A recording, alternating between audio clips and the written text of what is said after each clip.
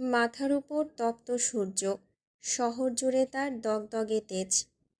ছাদের তপ্ত পাটাতনে পা রাখা ভার, ক্ষণিকেই যেন ত্বক ঝলসে যাওয়ার ভয়। ছাদঘরের টিনে ঢাকা চালে আর গাছের পাতায় দাউ দাউ করে জ্বলছে তীব্র রোদের আগুন। এমনই উত্তপ্ত দুপুরে ছাদের দড়িতে কাপড় মেলছে এক রমণী।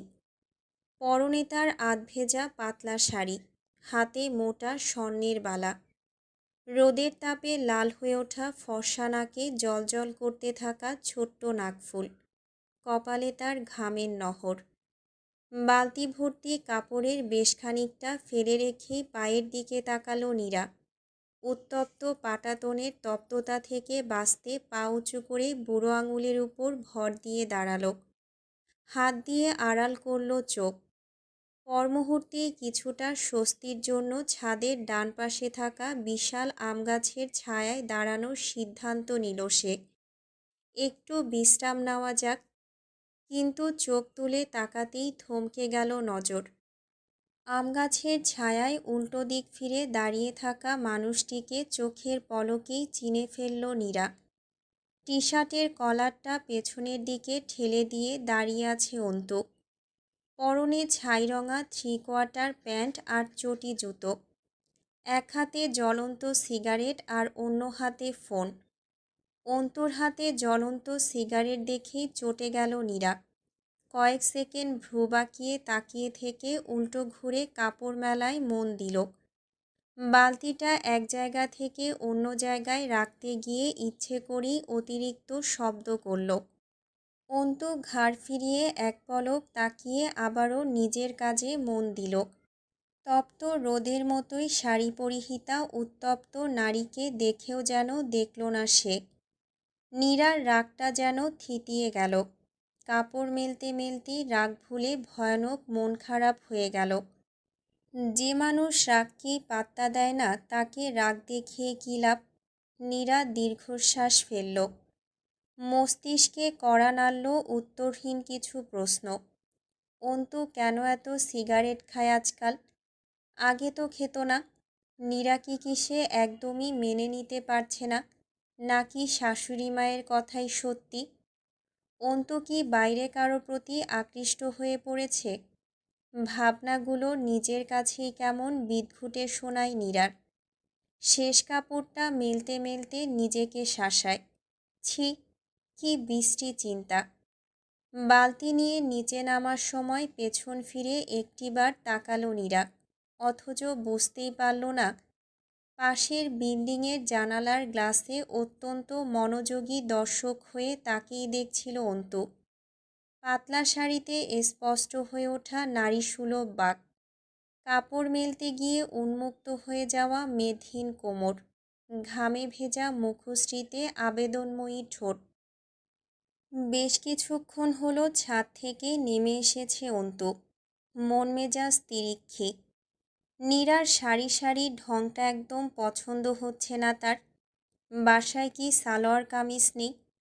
সারা বাড়ি সর্বক্ষণ শাড়ি পরে টই টই করে ঘুরতে হবে কেন? আর যদিও বা পরে, তাতে ন্যূনতম সাবধানতার বালাই থাকবে না কেন?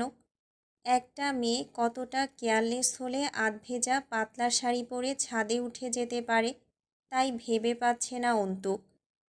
আশেপাশে এতগুলো বিল্ডিং, প্রত্যেকটাতেই থাই গ্লাসের ব্যবস্থা। নিজের ঘরে বসেও পাশের ছাদে রমণীকে দেখার সুবর্ণ সুযোগ। নীরাকে ওই অবস্থায় অন্য কেউ হয়তো দেখেছে। কথাটা ভাবতেই মেজাজ খারাপ হয়ে যাচ্ছে অন্তুর। নীরাকে ঠাটিয়ে দুটো চড় লাগাতে ইচ্ছে করছে। অন্তু হাতের ফোন কিছুটা দূরে ছুঁড়ে ফেলে বালিশে ঠেস দিয়ে বসল। কপালে ডান হাত রেখে চোখ বন্ধ করল। ঠিক সেই সময়ই ওয়াশরুমের দরজা খুলে বেরিয়ে এলো নীরা।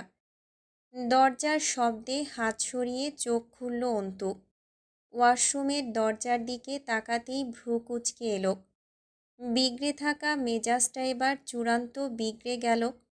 নীরার গায়ে আবারও পাতলা শাড়ি। গোসল সেরে বেরিয়েই অন্তুর শীতল চাহনির খপ্পরে পড়ে কিছুটা ভড়কে গেল নীরা। কিছু বুঝতে না পেরে ভীত চোখে চেয়ে রইল। অন্তু কিছুই বলল না। আগের মতোই কপালে হাত রেখে চোখ বন্ধ করল। ভেজা কাপড়গুলো বারান্দায় মেলে দিয়ে ভেতরে আসতেই অয়নের নাম ধরে তার স্বরে ডেকে উঠল অন্তু। অন্তুর হঠাৎ চিৎকারে চমকে উঠল নীরা। তটস্থ চোখে অন্তুর দিকে তাকালো। ২-৩ বার ডাকার পর অলস ভঙ্গিতে ভেতরে এলো অয়ন। গায়ে পাতলা টি শার্ট, হাতে ফোন নিয়ে অয়ন বিরস কণ্ঠে বলল, ডাকছো কেন ভাইয়া? নীরা আপু। থুক্কু।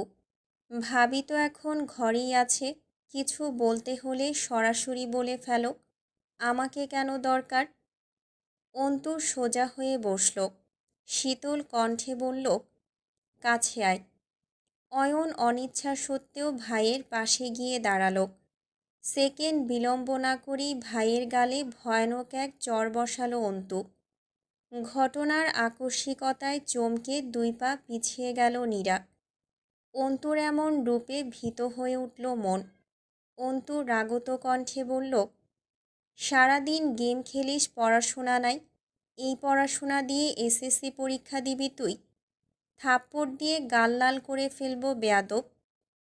অয়ন গালে হাত দিয়ে অভিমানী চোখে ভাইয়ের দিকে তাকালো। অন্তু হাতে থাকা ফোনের দিকে ইশারা করে ধমকে উঠল, এই, তুই গেম খেলার জন্য ফোন কোথায় পাস? আব্বা তো দেয় না, আমার ফোনও নিস নাই, তাহলে এই ফোন পেলি কোথায়? অয়ন মাথা নিচু করে চুপচাপ দাঁড়িয়ে থাকে, উত্তর দেয় না। অন্তু আবারও ধমকে উঠল, আমি জিজ্ঞেস করেছি ফোনটা কার? অয়ন মিনমিন করে বলে, নীরা আপুর। অন্তু এবার নীরার দিকে তাকালো। অন্তুর কুঞ্চিত ভ্রুয়ার শিথিল চাহনি দেখেই আত্মা ধরফর করে উঠল নীরার। একবার অসহায় চোখে অয়নকে দেখে নিয়েই অন্তুর দিকে তাকালো। অন্তুকে কিছু বলার সাহস জোগাতে না পেরে আবারও অয়নের দিকে তাকালো। অয়নের হাত থেকে ফোনটা নিয়েই দ্রুত পায়ে ঘর ত্যাগ করল। নীরার যাওয়ার দিকে কয়েক সেকেন্ড তাকিয়ে থেকে ভাইকে কাছে টানল অন্তু। মাথায় হাত বুলিয়ে দিয়ে বলল, বেশি ব্যথা লেগেছে? অয়ন অভিমানী চোখে তাকালো, মাথা নাড়িয়ে সম্মতি জানালো। অন্তু হাসল। অয়নের চুলে হাত চালাতে চালাতে বলল, আচ্ছা যা, সরি। এবার তোর ভাবিকে গিয়ে বল, সে যেন এই মুহূর্তে শাড়ি পাল্টে সালোয়ার কামিজ পরে। শাড়িতে তাকে বৃষ্টি লাগে, এমন বৃষ্টি দৃশ্য চোখের সামনে সহ্য করা যাচ্ছে না। অয়ন অসহায় চোখে তাকালো, ক্ষোভ নিয়ে বলল, বারবার আমিই কেন? ভাবি তো ঘরেই ছিল, তখন কেন বললে না? তুমি ইচ্ছে করেই ভাবিকে বাইরে পাঠালে। সব আমাকে কাজ করানোর ধান্দা, আমি কিছু বলতে টলতে পারবো না। নীরাপু তো আমার বউ নয়, আমার বউকে আমি বলবো, তোমার বউকে তুমি বলো, যাও। সাথে সাথেই আরেকটা চড় পড়ল পিঠে। অন্তু ভ্রু নাচিয়ে বলল, যাবি নাকি আরেকটা খাবি? অয়ন ক্ষুব্ধ চোখে তাকালো, ভাইয়ের থেকে সরে গিয়ে বলল, সব কাজ তো আমাকে দিয়েই করাও, বিয়েটাও করিয়ে দিতে, করে ফেলতাম বিয়ে। সারা রাত জেগে থাকায় ঘুম ভাঙতে ভাঙতে 12টা বেজে গেল নম্রতার। ঘুমো ঘুমো চোখ আর ভার মাথা নিয়ে বিছানা ছাড়তেই ছুটে এলো নন্দিতা। কণ্ঠে একরাশ চঞ্চলতা আর কৌতূহল নিয়ে বলল, ডাক্তার ভাইয়ার বাড়ি থেকে ঘটক এসেছে আপু, সিবি আম্মুর ডিপার্টমেন্টে জমা হয়ে গিয়েছে। একবার যদি কনফার্ম হয়ে যায় তাহলেই ডিরেক্ট শ্বশুর বাড়ি। কথাটা বলেই ঠোঁট গোল করে সিটি বাজালো নন্দিতা। হাতটাকে প্লেনের মতো উড়িয়ে দেওয়ার ভঙ্গিমা করে চোখ টিপল। তারপর দ্বিগুণ উৎসাহ নিয়ে বলল, তোমার হবু শাশুড়ি বাবাকে ফোন দিয়ে লাঞ্চের দাওয়াতও দিয়ে ফেলেছেন। বলেছেন ওনারা মেয়ে দেখেছেন, মাশাআল্লাহ, মেয়ে তাদের পছন্দ। মেয়ে পছন্দ বলেই মাধ্যম হিসেবে ঘটকের আয়োজন। এবার আমাদের দেখাদেখির পালা। আমাদের যদি ছেলে পছন্দ হয় তাহলেই আলহামদুলিল্লাহ। আম্মু যদি হ্যাঁ বলে তাহলেই চট করে দাওয়াতের ব্যাপারটা তুলবে বাবা, নয়তো সন্দেহ টন্দেহ করে বসতে পারে। আম্মুর তো বিশ্বাস নাই। নম্রতা হতবম্ব চোখে চেয়ে রইল। এত তাড়াতাড়ি এত কিছু হয়ে গেল আর সে টেরই পেল না। নম্রতার ঘোলাটে ভাবনার মাঝেই নম্রতাকে জাপটে ধরল নন্দিতা। উত্তেজনায় লাফাতে লাফাতে বলল, উফ, আমার যে কি মজা লাগছে আপু, আবার একটু মন খারাপও লাগছে। সিবিতে দেখলাম ডাক্তার ভাইয়ার নাকি ছোট ভাইটাই নাই। খুব দুঃখের সংবাদ। আমার প্রেমটা হতে হতেও হলো না। দিদি তেরি দেবর দিওয়ানা গানটার উপর জবরদস্ত নাচ শেখাটাও কাজে লাগলো না।